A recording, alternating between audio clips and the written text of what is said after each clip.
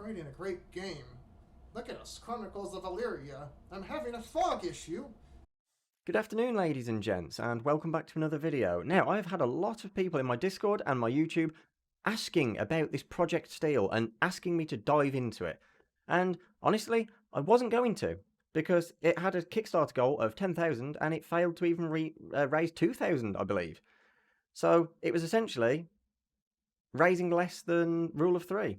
So it didn't really interest me until yesterday, when they announced they were going to attempt a second Kickstarter for the exact same project, except this time with a much more lofty goal of $200,000. That's right, 20 times the original asking price on the first Kickstarter. Shortly after this, they announced a Wednesday night live stream. And this is where it all started to change. I decided to go into this with an open mind and a cup of tea in hand. And boy, am I glad I did. The dynamic trio show up right on time. Start of the live stream, we are greeted with Garrison Bellac's long-lost cousin, Asian Mr. Beast, and some Swedish rapper whose name's escaped me, but he's actually pretty good. Yeah, they were there, they were on time. We got off to a blazing start with technical difficulties, where two of the members, Asian Mr. Beast and Swedish rapper, couldn't be heard. And you did that... For how long exactly did that project take you? That was around a year, maybe year and a half. Year and a half? 10 episodes? Okay. So guys, I'm actually just going to straight up repeat what he is saying. So since you guys can hear me, I'm just going to regurgitate what he's saying. I know that sounds horrible. Now, normally you'd think that in such an important stream that's going to be make or break of your Kickstarter, that you would, I don't know, fix it? Take 10, 20 minutes to just, iron out these errors? But no, they didn't. They just immediately went, oh, we can't hear these two. Oh, well, we're going to plow on anyway. And that was it. So, and it's just as well that we couldn't hear these two people, because Asian Mr. Beast was essentially a cardboard cutout for the entire hour-long live stream. So, no real loss there.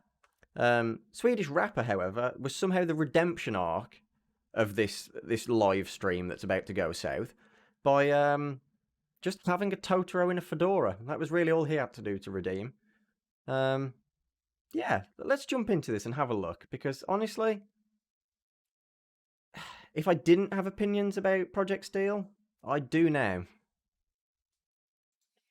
Okay, so I start asking the hard-hitting questions, such as, what multiplayer or networking programming experience do you have for an MMO, or just any game in general?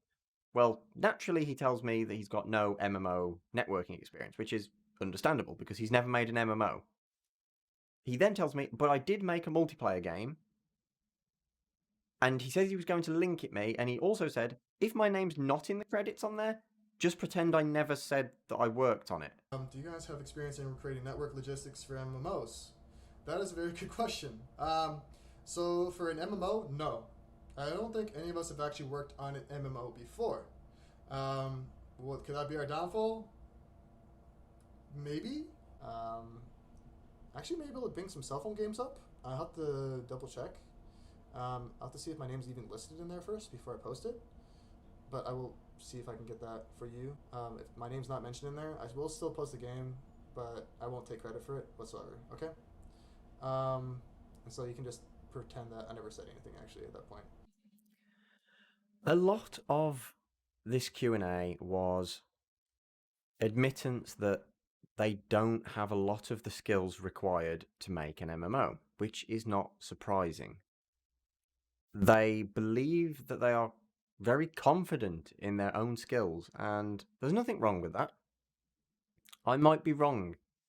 These people might actually have the skills required to make this a reality, and I truly hope they do, because they do seem passionate about it.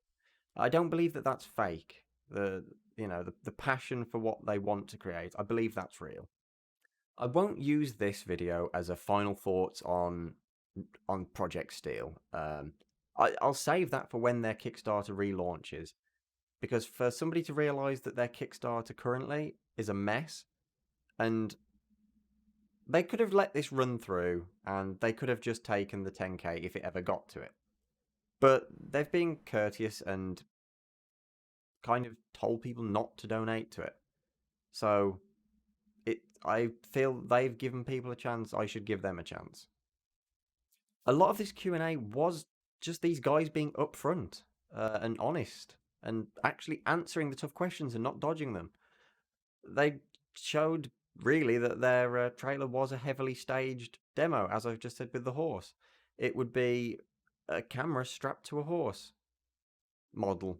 Like that's what it was. And I mean, sure, most of the developers here probably knew that that it wasn't an actual system. So I have to give props to them for that.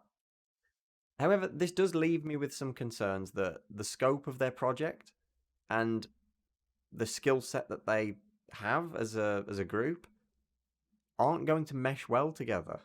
It's an MMO. If we're being honest, it's an MMO. It's a very it needs a certain skill set, and these guys have only really confirmed to me during this that they don't have that skill set. Just belief in themselves. I will just say, this live stream has left me with some incredible clips to use from now on, and yeah, I'll definitely be using some of these.